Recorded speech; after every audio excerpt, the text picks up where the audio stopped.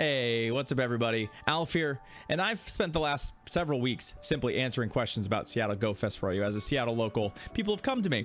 Well, in this video, I'm going to go ahead and quickly answer the 5 most common questions I've seen over the last several weeks.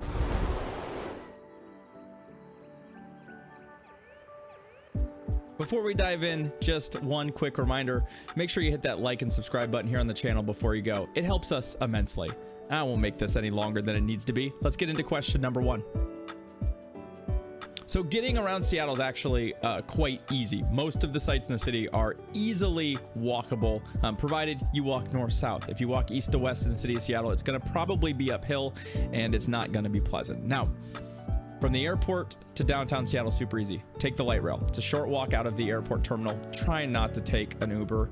You're looking at $60 to $80 US to get from the airport to the city. The light rail is $3.50 and will take you directly to Westlake Center, which is the core of downtown Seattle. As far as getting to and from Seattle Center is not located on the light rail, although it is well serviced by a number of bus lines that you should be able to pick up anywhere. It's also serviced by the monorail, which runs directly from Seattle Center to Westlake Center where the light rail drops off. Now, the monorail can be extremely busy on event days, and I don't actually think it's that reliable a way to get there, but if you absolutely can't do the walk between those two locations, about a mile, it's an option for you. All of these services can be paid for with an Orca card, which you should get at the airport when you pay for your first light rail trip. Just get yourself an Orca card. If you're here for the weekend, you probably won't spend more than $20 on transit in the time you're here, and that'll make everything bus, monorail, light rail super easy the entire time.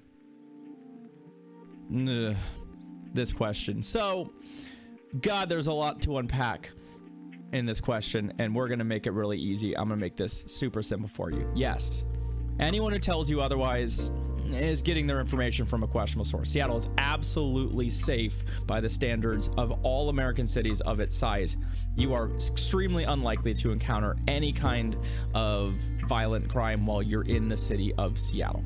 Now that said, couple things to note. 1, petty and property crime are pretty common. If you're driving into the city, please don't leave anything in your car. You are likely to find a busted out window. And secondly, well, yes, Seattle is a safe city. It's still in your best interest to not put yourself in opportunities that might result in a negative outcome. So if you go to the bar and it's 2:30 in the morning and you're like, I'm gonna walk 6 blocks through this unlit downtown and see what happens, you know, that's not the best idea. So Go Fest itself, there's a lot that we don't know, and there's a lot that we've assumed based on what happened in Berlin. But very simply put, here's how your Go Fest day will go. Your Go Day will be split into 2 different sections, one of which will be played in the Seattle Center Park, one of which will be played anywhere in the city. Now, I have an entire video on where to play in the city of Seattle that I'll link in the description below.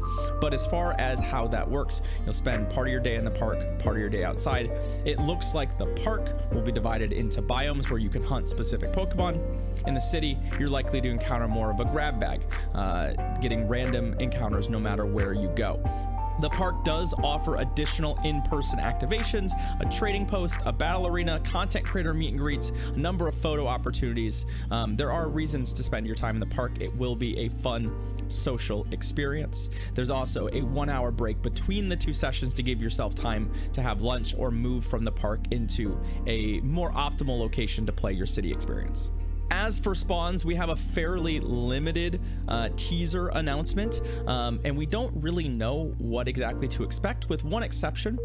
The Electric Garden biome is the same name as the biome that was present in Berlin, and there's a pretty good chance that we'll see most of, if not all of the same spawns in that space. If only I could give you just a short list of things to absolutely eat. In fact, I've done entire Twitter threads recommending certain things in certain categories.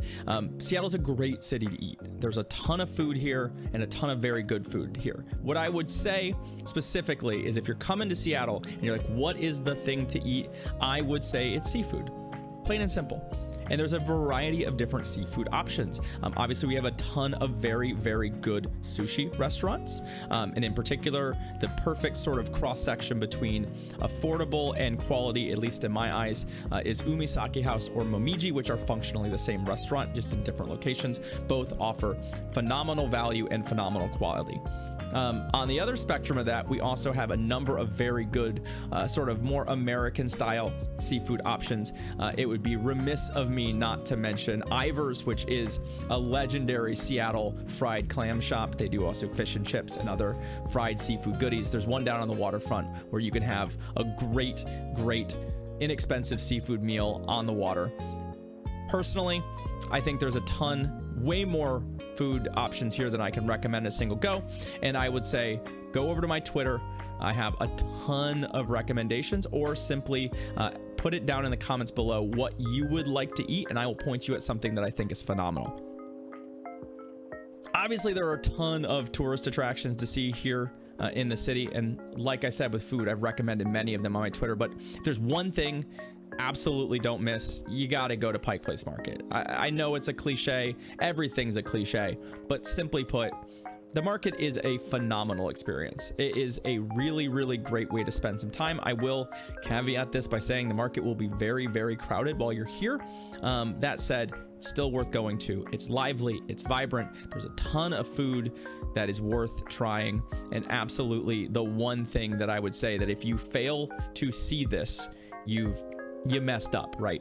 A low-key secondary thing I'm going to recommend, though, something that I think will be a very fantastic experience, is actually just to get on the water somehow, either taking a water taxi to Alki Beach, a ferry to Bainbridge Island, or even a boat around Lake Union. All make for a great opportunity. Seattle is a very water present city. No matter where you go, you'll probably be able to see the water, and the best views are all from bodies of water in the city.